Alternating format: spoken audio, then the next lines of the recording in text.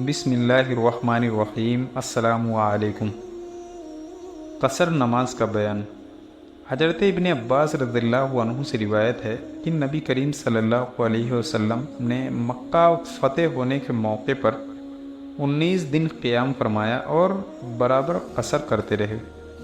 اس لیے 19 دن سفر میں ہم بھی قصر کرتے ہیں، اور اگر اس سے زیادہ قیام یعنی ٹھہرنے کا ارادہ ہو تو پوری نماز پڑھتے ہیں۔ وجاہت قصر کے معنی ہے کم کرنا۔ فجر اور مغرب کی نمازوں میں قصر نہیں ہے، سفر کے دوران قصر کرنا افضل ہے۔ اگر مسافر قیام یعنی ٹھہرنے کی مدت کا فیصلہ نہ کر پائے تو واپسی تک قصر کر سکتا ہے، چاہے مہینوں یا حالت رہے۔ حضرت انس رضی اللہ عنہ سے روایت ہے کہ ہم نبی کریم صلی اللہ علیہ وسلم کے ساتھ حجۃ الوداع میں مدینہ سے مکہ کی طرف روانہ ہوئے۔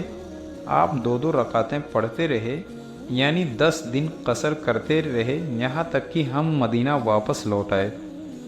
حضرت حارثہ بن وہب رضی اللہ عنہ سے روایت ہے کہ نبی کریم صلی اللہ علیہ وسلم نے حج کے موقع پر منی میں امن کی حالات میں جب بالکل خوف نہ تھا تو 2 رکعت نماز قصر پڑھائی تھی۔ حضرت ابو ہریرہ رضی اللہ عنہ سے روایت ہے کہ نبی کریم صلی اللہ علیہ وسلم نے فرمایا کہ جو عورت اللہ اور آخرت کے دن قیامت پر یقین رکھتی ہو، اس کو بغیر محرم کے 1 دن رات کا سفر کرنا بھی درست نہیں ہے۔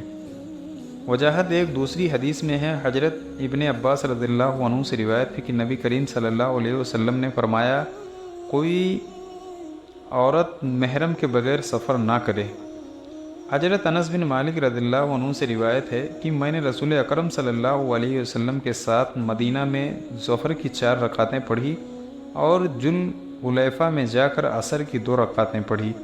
آپ مکہ تشریف لے جا رہے تھے، مدینہ میں ظہر پڑھ کر روانہ ہوئے اور ذوالحلیفہ میں عصر کے وقت پہنچے تو وہاں قصر نماز پڑھی۔ حضرت عبداللہ ابن عمر رضی اللہ عنہ سے روایت ہے کہ میں نے نبی کریم صلی اللہ علیہ وسلم کو دیکھا کہ جب آپ کو سفر میں جلدی ہوتی تو مغرب کی تکبیر اقامت کہلواتے اور 3 رکعتیں پڑھ کر سلام پھیر دیتے، پھر تھوڑی دیر ٹھہر کر عشاء کی تکبیر کہلواتے، اس کی 2 رکعتیں پڑھ کر سلام پھیر دیتے اور عشاء کے بعد سنت وغیرہ کچھ نہ پڑھتے، پھر آدھی رات کے بعد کھڑے ہو کر تہجد اور وتر کی نماز پڑھتے تھے۔ حضرت ابن عباس رضی اللہ عنہ سے روایت ہے کہ رسول اکرم صلی اللہ علیہ وسلم سفر کے دوران ظہر اور عصر کی نمازیں جمع کر لیتے تھے اور مغرب اور عشاء کی نمازیں بھی جمع فرما لیتے۔ وجاہت ظہر کے وقت عصر اور مغرب کے وقت عشاء پڑھنے کو جمع تقدیم اور عصر کے وقت شروع ہونے سے تھوڑا سا پہلے ظہر اور عشاء کے وقت شروع ہونے سے تھوڑا پہلے مغرب پڑھنے کو جمع تاخیر کہتے ہیں۔ حضرت انس بن مالک رضی اللہ عنہ سے روایت ہے کہ رسول اکرم صلی اللہ علیہ وسلم سفر میں جب سورج ڈھلنے یعنی زوال سے پہلے کوچ کرتے تو ظہر کی نماز عصر کے وقت لیٹ کر دیتے، پھر عصر کے وقت دونوں کو ملا کر پڑھ لیتے۔ اگر کوچ سے پہلے سورج ڈھل جاتا تو ظہر پڑھ کر سوار ہوتے۔ وجاہت اگر مسافر کو آسانی ہو تو ہر نماز وقت پر جماعت کے ساتھ پڑھنی افضل ہے۔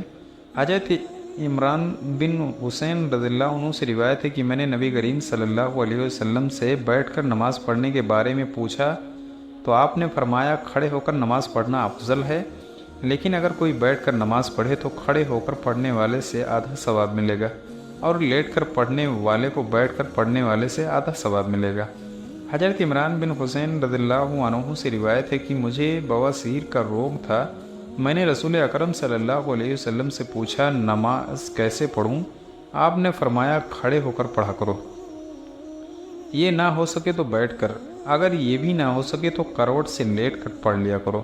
وجاہت تندرست انسان کو فرض نماز بیٹھ کر پڑھنا جائز نہیں ہے، لیکن شرعی عذر ہو تو بیٹھ کر نماز پڑھنے سے بھی پورا ثواب ملتا ہے۔